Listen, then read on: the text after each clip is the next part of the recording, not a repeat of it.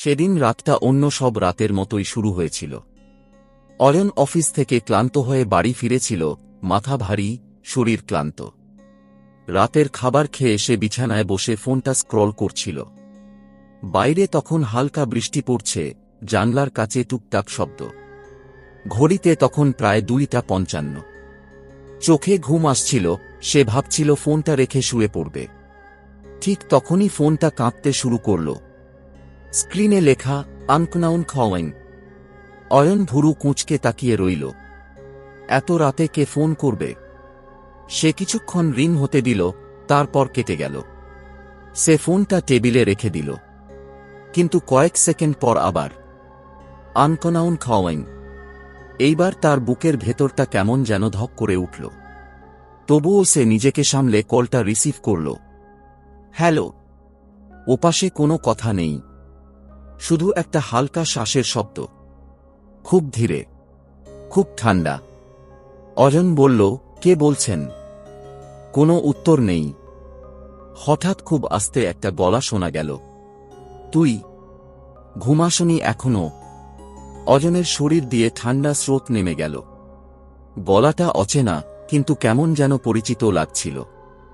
সে একটু কড়া গলায় বলল, কে আপনি? ওপাশে কয়েক সেকেন্ড চুপচাপ। তারপর আবার ঘড়ির দিকে তাকাস। অয়ন অবচেতনে পাশের টেবিলে রাখা ঘড়ির দিকে তাকাল। ঠিক 3টা আম। তার বুক কেঁপে উঠল। সে আবার ফোনে বলল, আপনি কে? এসব কি? এইবার ওপাশ থেকে একটা হালকা হাসি ভেসে এলো। সেই হাসিটা একেবারেই স্বাভাবিক না, যেন অনেক দূর থেকে আসছে। তারপর লাইন কেটে গেল। অয়ন কিছুক্ষণ ফোনের দিকে তাকিয়ে রইল। তারপর নিজের মাথা নেড়ে বলল, প্র্যাঙ্ক কল। সে আবার শুয়ে পড়ল, কিন্তু ঘুম আর এলো না। কিছুক্ষণ পর তার মনে হল ঘরের ভেতর কেউ আছে। সে ধীরে ধীরে মাথা তুলে তাকাল। জানালার পাশে অন্ধকারের মধ্যে একটা ছায়া দাঁড়িয়ে আছে। লম্বা চুল, অস্বাভাবিকভাবে স্থির শরীর।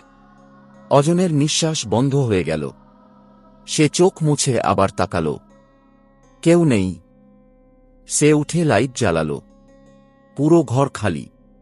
সে নিজের মাথায় হাত দিল। আমি বেশি ভাবছি।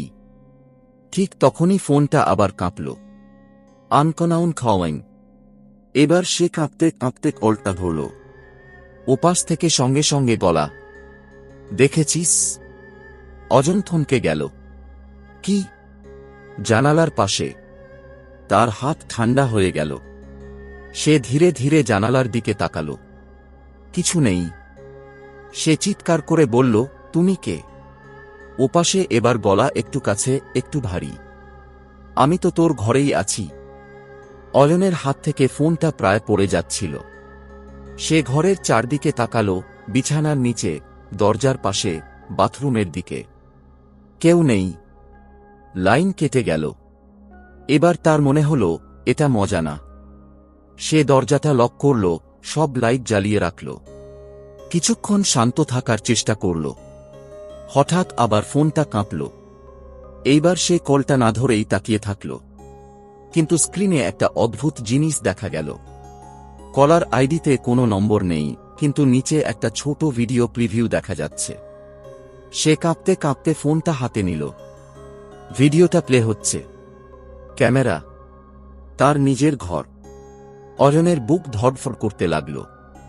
ভিডিওতে দেখা যাচ্ছে সে নিজেই বিছানায় বসে আছে, এই মুহূর্তের মতোই। সে ধীরে ধীরে নিজের চারপাশে তাকাল। কেউ নেই, কিন্তু ভিডিওটা লাইভ চলছে। তারপর ভিডিওতে তার পেছনে জানালার পাশে আবার সেই ছায়াটা দাঁড়িয়ে গেল।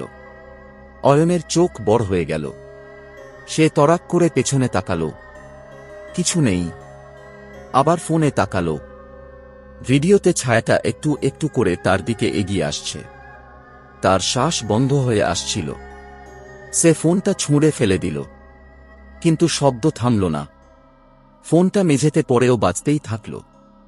ওপাশ থেকে সেই গলা, পালাতে পারবি না। অয়ন দৌড়ে দরজার দিকে গেল, লক খুলতে লাগল।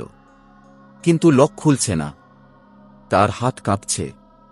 পেছন থেকে একটা ঠান্ডা হাওয়া এসে লাগল তার ঘাড়ে। সে ধীরে ধীরে পেছনে তাকাল।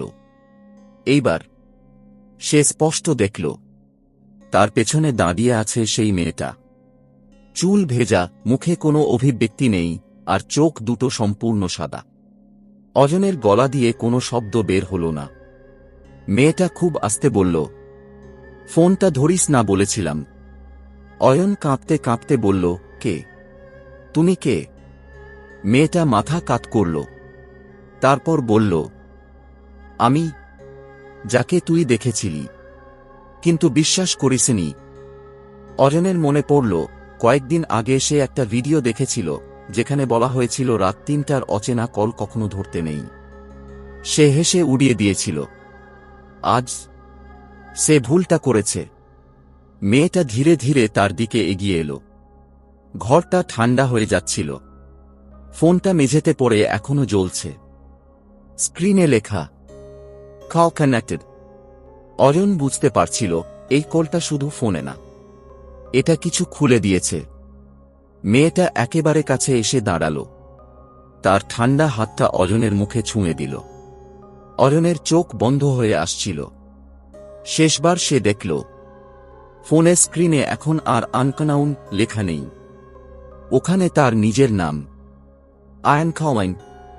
পরের দিন সকালে প্রতিবেশীরা দরজা ভেঙে ঢুকে দেখে অজন মেঝেতে পড়ে আছে, ফোনটা তার পাশে। ফোনের স্ক্রিনে শেষ কল, আয়ান খাও, আয়ান। কিন্তু ঘরে আরেকটা জিনিস ছিল, জানালার কাছে ভেজা হাতের ছাপ, যেন কেউ ভেতর থেকে বাইরে যেতে চেয়েছিল।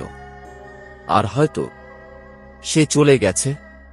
তোমার যদি গল্পটা ভালো লেগে থাকে তাহলে অবশ্যই আমার চ্যানেলকে সাবস্ক্রাইব করে ভিডিওটাকে লাইক করে আমার পাশে থেকো। দেখা হচ্ছে নেক্সট ভিডিওতে।